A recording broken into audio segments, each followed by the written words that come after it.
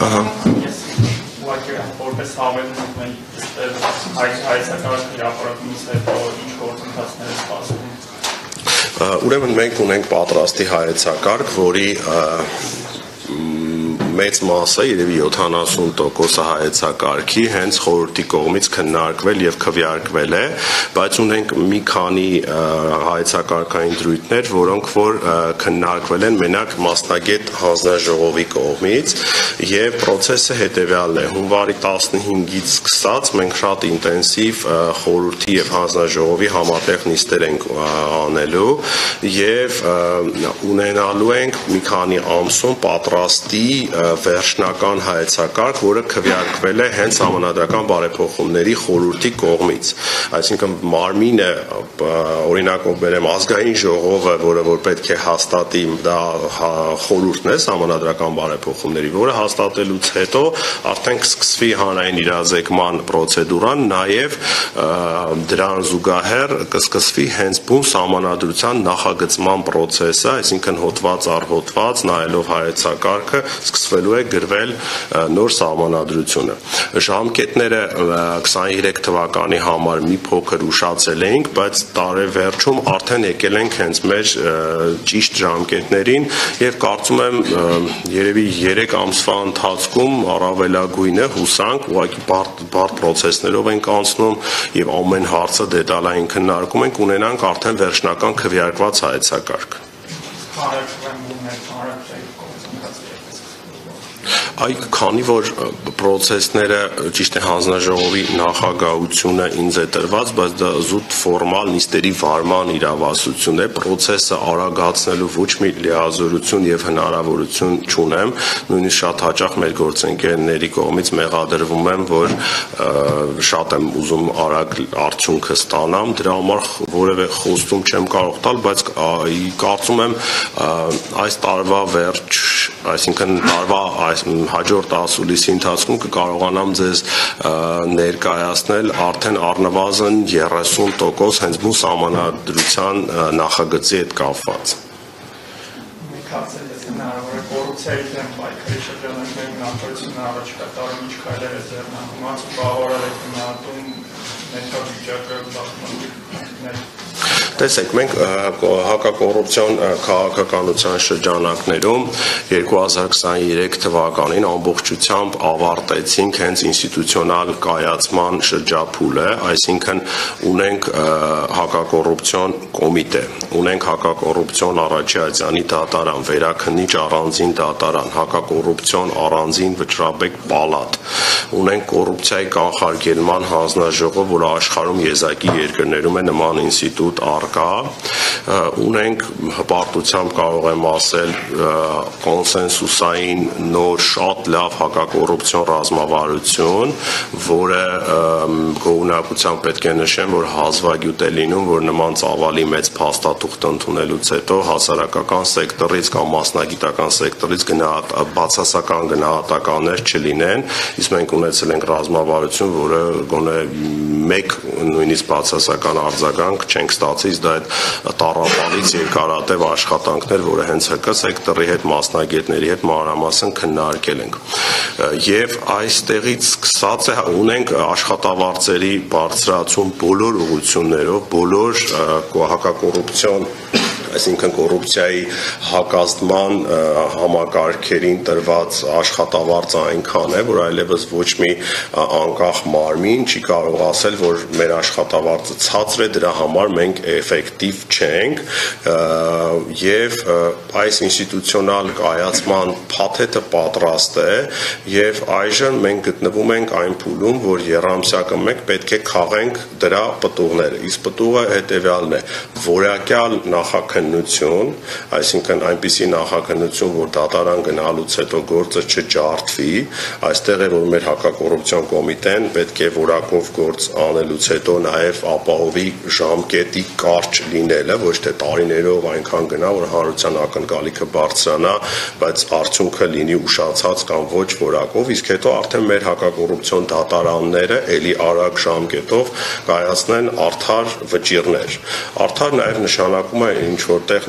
ոչ միայն մեղադրական դատավճիռներով եւ ունենք նաեւ կոռուպցիայի կանխարգելման հանձնաժողովին վերաբերելի բազմաթիվ միջոցառումներ հենց ռազմավարությամբ նախատեսված, որտեղ շարունակելու են կարողությունների զարգացում, ինստիտուցիոնալ կայացում։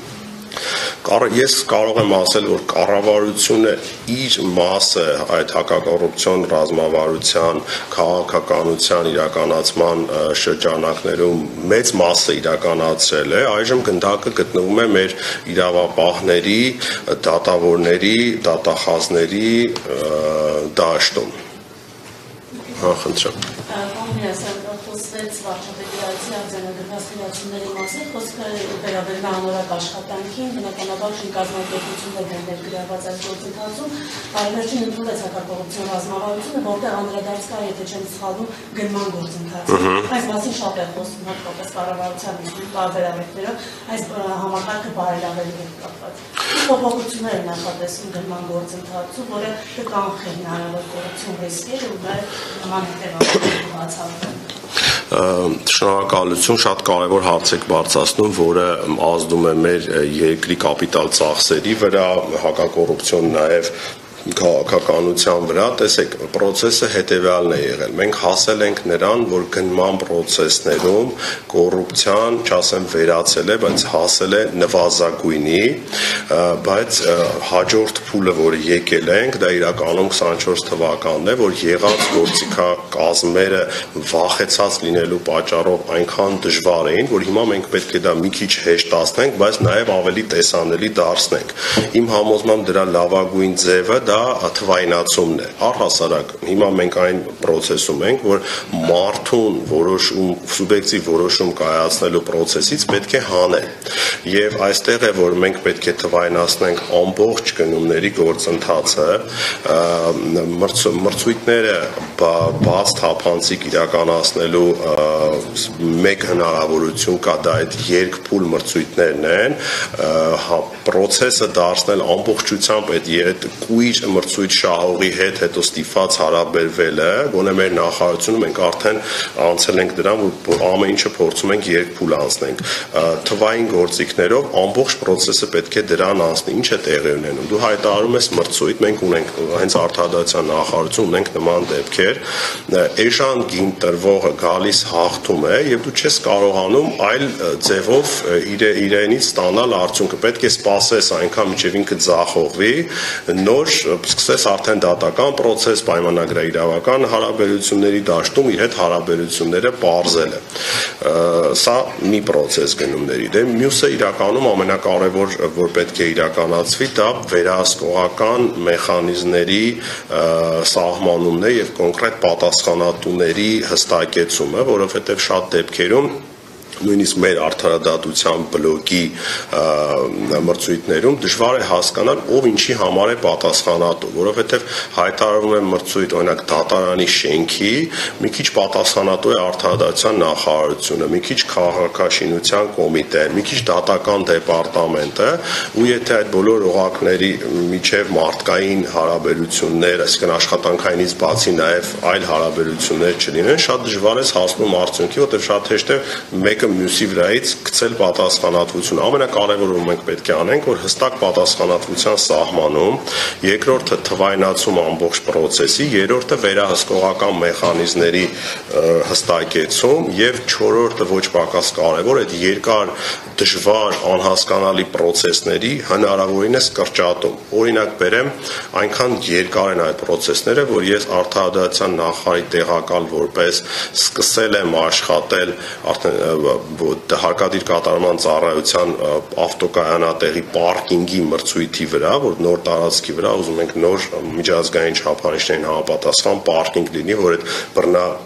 բռնագանձված գույքը կամ մեքենան չփչանա այդ ընթացքում, արդեն 2 տարի է նոր հասել ենք մրցույթի հայտարարման փուլին, որտեղ ամեն ինչը երբ որ անում ես օրենքի տառին համապատասխան, դա ահավոր հսկա ժամանակ է տանում։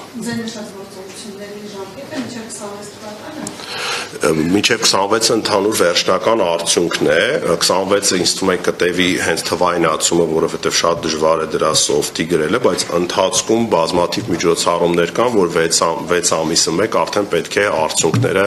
արձանագրենք, ֆիքսենք, առնվազն ժամկետների հստակեցում եւ վերահսկողական մեխանիզմների սահմանումը մեր ձեռն է, այսինքն չենք պատվիրել ինչ-որ ծրագիր, որը սպասենք 1 տարի։ Պարոն նախագահ, կառավարությունը մեծ թափով իրականացնում է ակադեմիական քաղաքի ծրագիրը,